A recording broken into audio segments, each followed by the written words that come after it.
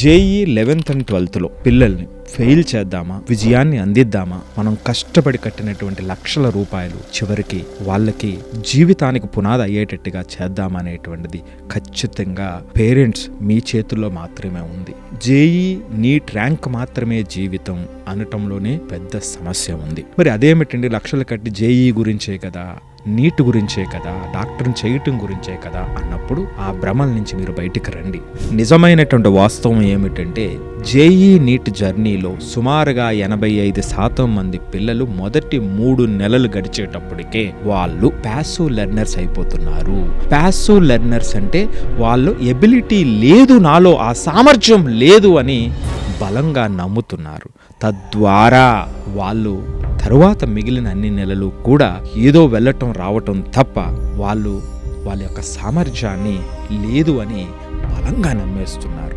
11thలో వచ్చేటువంటి సమస్యలు ఏమిటి, 12thలో వచ్చేటువంటి సమస్యలు ఏమిటి, పిల్లలు ఎలాగైనా ఉండనివ్వండి, పిల్లల్లో ఇలా ఉన్నారు అనేటువంటి డిసిప్లిన్ లేదు, మొబైల్తో ఉన్నారు, వీడు వినడు, వీడు చెయ్యడు అనేటువంటి ముద్ర మీరు కూడా తెలియకుండా వేస్తారు. వాళ్ళని ఏదైనా కానివ్వండి, మేము నమ్ముతాం ఆ పిల్లలు భారతదేశానికి, ప్రపంచానికి ఉపయోగపడగలిగినటువంటి సామర్థ్యం వాళ్ళలో ఉంది అనేటువంటిది సుమారుగా 15,000 మంది పిల్లల్ని చూసినటువంటి అనుభవంతో చెబుతున్నాం. సో మీ పిల్లల్ని మీరు మాత్రమే కాపాడగలుగుతారు. లేదు అంటే ఈ జర్నీలో 12th అయిపోయిన తర్వాత మాత్రమే మీకు అసలైనటువంటి తత్వం బోధపడుతుంది.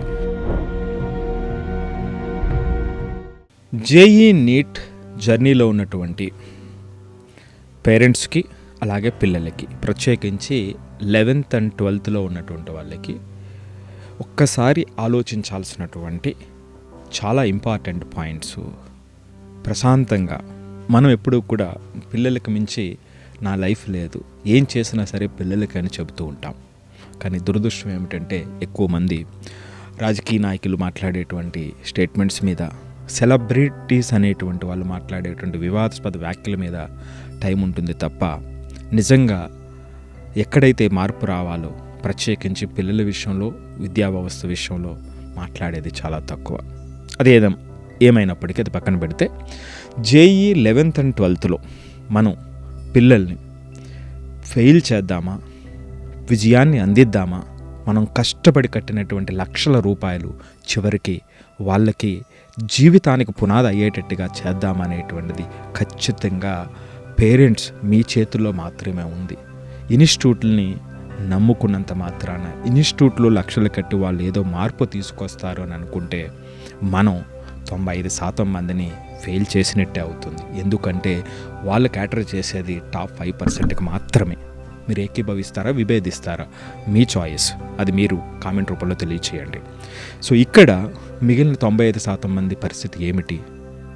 మనం ర్యాంకు మాత్రమే జీవితం, జేఈ నీట్ ర్యాంక్ మాత్రమే జీవితం అనటంలోనే పెద్ద సమస్య ఉంది. మరి అదేమిటండి, లక్షలు కట్టి జేఈ గురించే కదా, నీట్ గురించే కదా, డాక్టర్ని చేయటం గురించే కదా అన్నప్పుడు ఆ భ్రమల నుంచి మీరు బయటికి రండి. కానీ ఆ లక్ష్యాన్ని చేరుకోవాలంటే, ఏదైనా సరే మనం ఒక గమ్యాన్ని చేరుకోవాలంటే మొట్టమొదటిగా ఆ ప్రయాణం మొదలు పెట్టాలి. ఆ చేరుకోవటానికి అవసరమైనటువంటి సామర్థ్యం మన దగ్గర ఉండాలి కదా. నేను చేరుకోవాలని ఇక్కడ కూర్చొని అనుకుంటే అయిపోతుందా? అవ్వదు కదా. నిజమైనటువంటి వాస్తవం ఏమిటంటే జేఈ నీట్ జర్నీలో సుమారుగా 85% మంది పిల్లలు మొదటి 3 నెలలు గడిచేటప్పటికే వాళ్ళు ప్యాసివ్ లెర్నర్స్ అయిపోతున్నారు.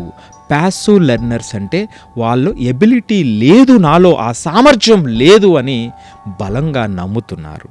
తద్వారా వాళ్ళు తరువాత మిగిలిన అన్ని నెలలు కూడా ఏదో వెళ్ళటం రావటం తప్ప వాళ్ళ యొక్క సామర్థ్యాన్ని లేదు అని బలంగా నమ్మేస్తున్నారు. ఇది జరుగుతున్నటువంటి వాస్తవం. అందుకే 12th అయిపోయేటప్పటికి పిల్లల్లో ఎక్కువ మంది ఆ సెల్ఫ్ మోటివేషన్ని కోల్పోతున్నారు.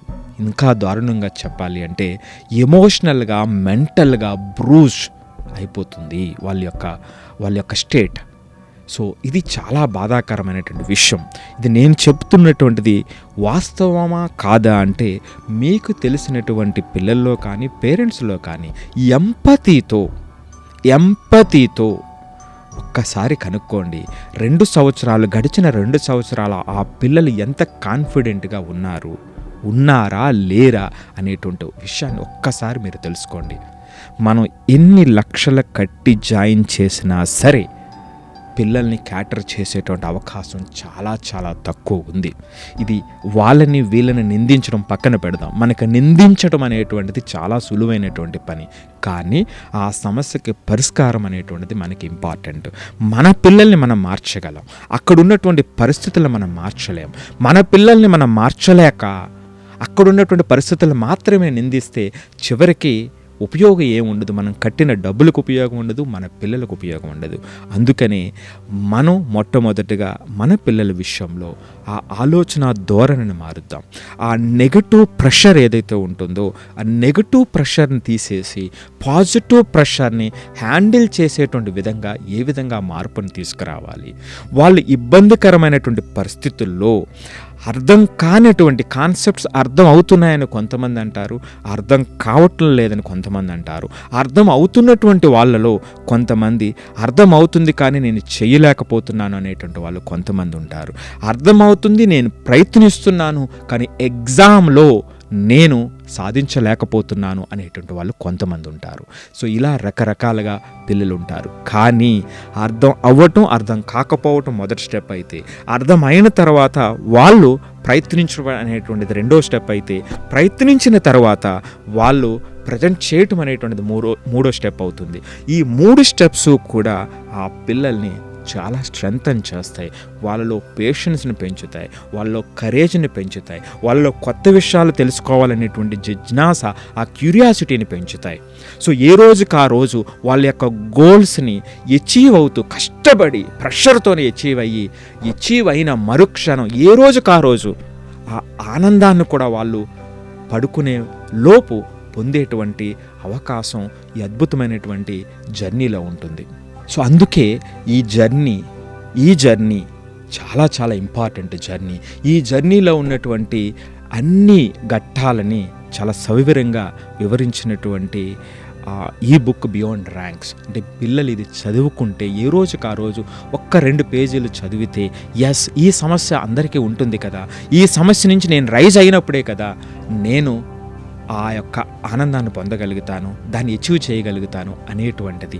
అలాగే సెకండ్ ఇయర్లో ఉన్నటువంటి పిల్లలకి ఎస్ ఇప్పుడున్నటువంటి సమస్య ఏం చేయాలి, ఈ మార్క్స్ రానటువంటి సందర్భంలో ఏం చేయాలి, ఫిజిక్స్ విషయంలో ఎలా ప్రిపేర్ అవ్వాలి, కెమిస్ట్రీ విషయంలో ఎలా ప్రిపేర్ అవ్వాలి అనేటువంటిది ఎవరికి వాళ్ళు అర్థం చేసుకొని ముందుకు వెళ్ళేటువంటి విధంగా తయారు చేయాల్సినటువంటి పరిస్థితి మన చేతుల్లో ఉంది.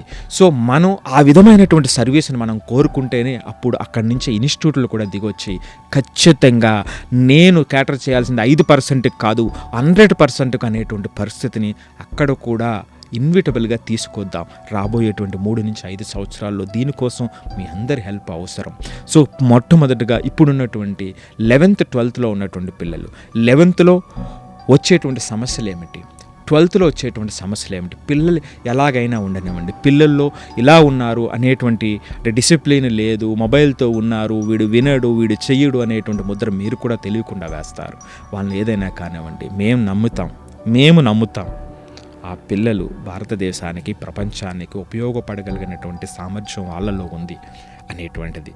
అంతేకాకుండా అనేక మంది చాలా డిఫరెంట్గా ఉన్నటువంటి పిల్లల్లో మార్పును చూసినటువంటి అనుభవంతో చెబుతున్నా, ఆ ప్రేమతో చెబుతున్నా, ఆ పిల్లల విషయంలో ఒక్కసారి జేఈ నీట్కి సంబంధించినటువంటి మెంటర్షిప్ 10 సెషన్స్, జస్ట్ 10 సెషన్స్, మీరు లక్షలు కట్టినా తీసుకురానటువంటి మార్పు ఒక 10 సెషన్లో నేను తీసుకొస్తాననేటువంటి గ్యారంటీ నేను ఇస్తున్నా.